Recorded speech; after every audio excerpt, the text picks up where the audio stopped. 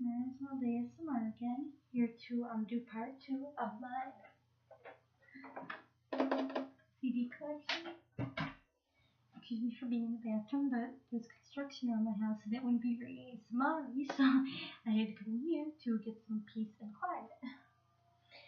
So we're going to continue where we left off. We're going to start with R.E.M. My mom introduced me to them as a kid. They were one of her favorite bands. This album is called Automatic for the People, and some of the hits on it are Everybody Hurts, which what I saw in a documentary was written about Michael Stipe, lead singer's friend Kurt Cobain at the time, has an encouragement anthem to him, but obviously, unfortunately, it didn't work. So. And then another hit on here is Man on the Moon, which of course was about comedian Andy Kaufman and was used in the movie Man on the Moon, in which Jim Carrey played Andy Kaufman. And the next one here is one of my mom's favorite country artists. She loved him from when I was a kid. I've heard his music endless times through her. She just loves him, and his music is great. He's a great singer, great guitar player, just one of those real classic sounding country artists, even though he's a little more newer age, but not super recent. It's Dwight Yoakam. This is called Buenas Noches from a Lonely Road. This is one of his older albums.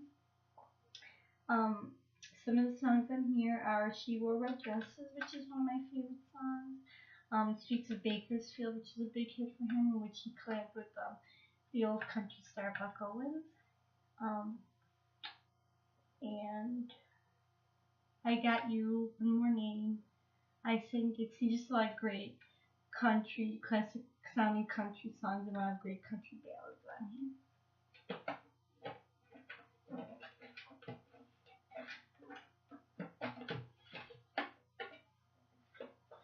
And then the next one is Electric Light Orchestra, ELO, another great band from the 70s. This is their greatest hits album, again because I liked all of their hits more. I did want to get an individual album. Some of their songs in here are Evil Woman, Strange Magic, Don't Bring Me Down, Turn to Stone, Living Thing, Do Ya, which is one of my favorite songs, and Can't Get It Out of My Head.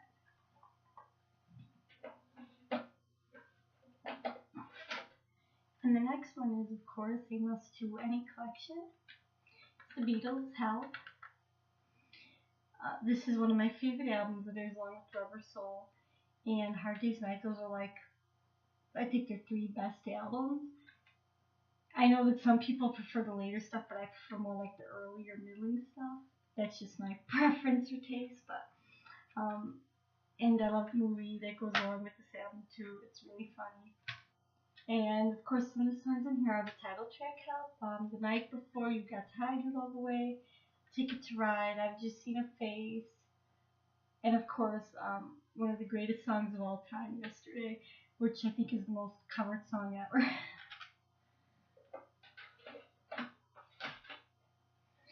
And the next album is one of my personal favorites. I think it's not only one of the best written albums, but one of the best just vocally sung albums ever.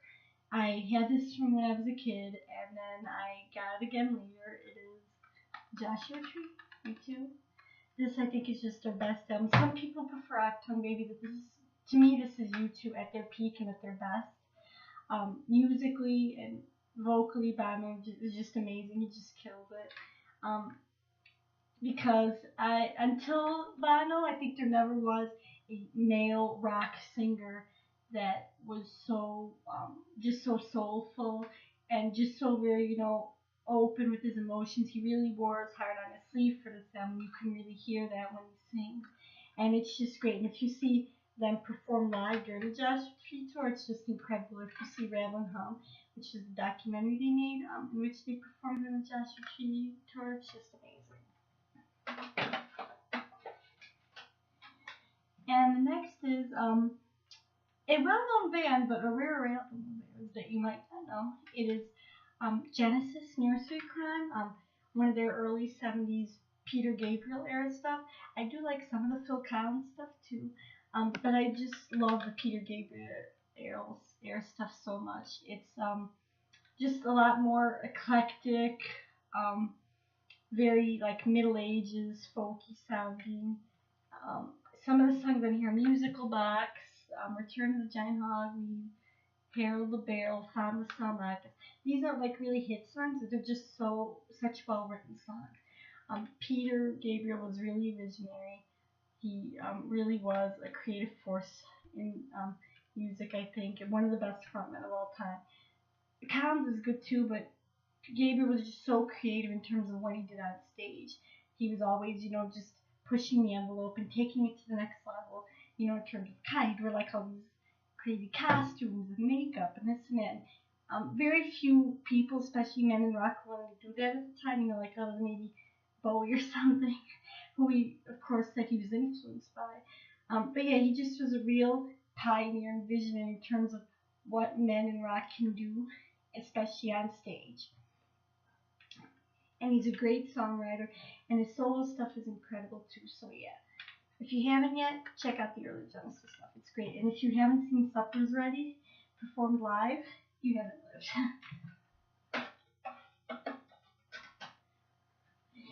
So the next one is, I think, one of my another one of my favorite albums, especially one of my favorite female artists, and one of the best albums of the 90s, in my opinion. It is Ho, Live For This. This album got me through some difficult times in my life. It encouraged me to live through this. And Courtney Love's just such a great songwriter. She's just so angsty and she's just so blunt and forward and out there. And she really puts her pain into song, and she's just really passionate about how she writes and how she sings. And she's just so like primal and gutty and raw, and that's what I love about her. So some of the songs in here: Violet, Miss World, Asking for It, Doll Parts, Softer Softest. If you're not a big grunge fan or you don't like harder rock, it's not for you.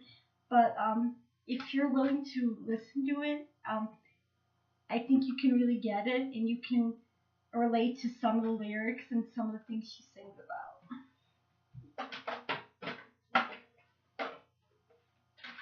And the next artist is one I discovered more sort of recently. My boss at work introduced me to him because he had him on his playlist. He has him on his playlist. It is Willie Nelson. I always had heard of Willie Nelson, but I never got really into his music. But my boss at work plays him all the time, and I just fell in love with him. I love his voice. I just love his songwriting. He's just like one of those real old-style country singers.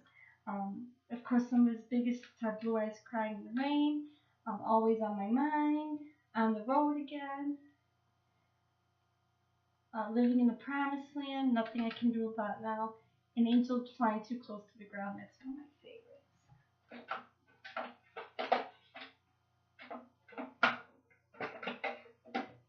So yeah, that's it. That's my CD collection. And then you can let me know what you think about it, what you like, what you don't like it. So this has been Mary's World ASMR, and I will see you next time.